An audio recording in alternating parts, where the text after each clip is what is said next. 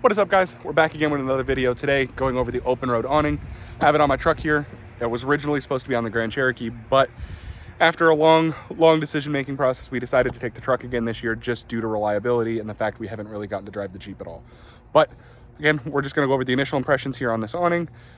OpenRoad was nice enough to send this out for free.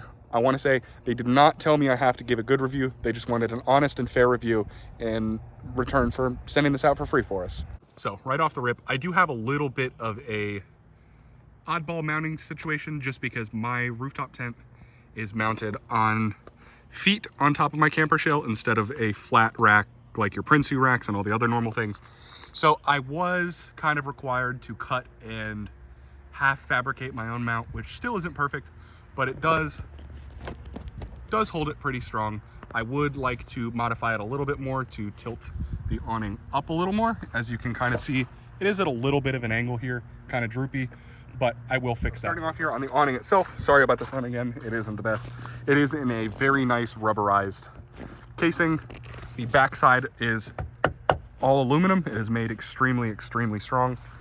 In order to open it, you just grab these, walk it on down, and then we are going to flip this up and over. Back the camera up a little bit. Once this is flipped up, gives you access to our Velcro pull tabs. Once they're pulled, this drops out pretty easily. Flip this back up and over, and down it goes. It kind of opens itself up just because of the angle that it's at again. So in the back of my truck here in my deck box, I keep the ratcheting mechanism that comes with the awning. In order to open it here, we will come up to this tab. It's where I hook mine. I keep this there, grab the other hook, back to here, walk it on out. This is where I hook mine.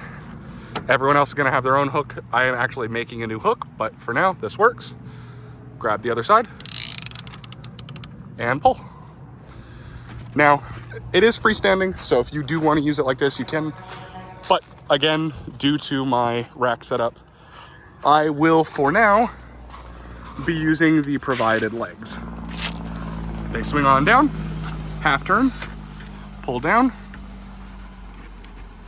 turn it again, locks it in place, and the awning is up. So this is what it looks like once it's set up.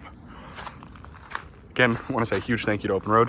But coming up under here, we can see the arms themselves are welded, braced, and then gussets put in place on all 4 of the legs. 3 of these have lights, 1, 2, and 3. They're touch sensitive, but I don't have mine hooked up right now. There are little plugs here, here, and there that run to a USB. You can either plug in the car or to an external power source. Now, as I said, OpenRoad, they did send this out to us for free to review without telling us we had to give good review. So there are a couple things that I'm not super happy about. They're not problems, they're just things that to me are a little bit of a nuisance. First thing here, you can see the light runs the length of the arm.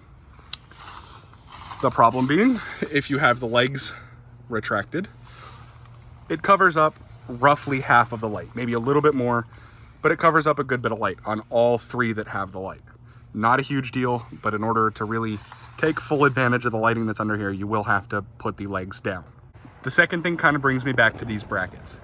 These brackets work fantastic if you have something like the Prinsu racks, or you have the room with longer crossbars to actually mount them up underneath.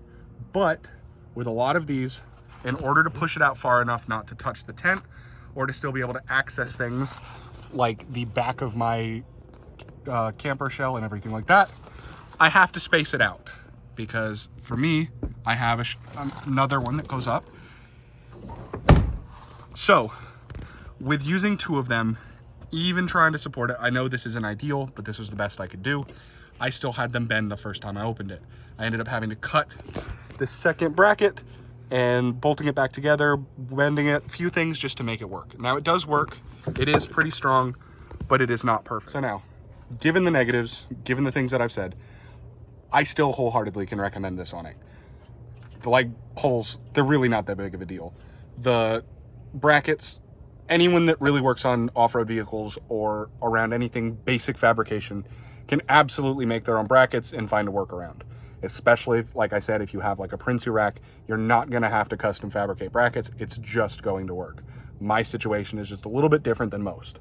So again, I want to say a huge thank you to OpenRoad for sending this out to us. I know we're quite a small channel to be able to send stuff out like this to, but thank you guys again. These again were just my initial impressions. I will be taking this to Maine here next month, as well as using this at work.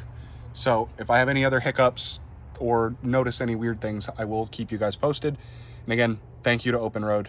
Have a wonderful day, guys.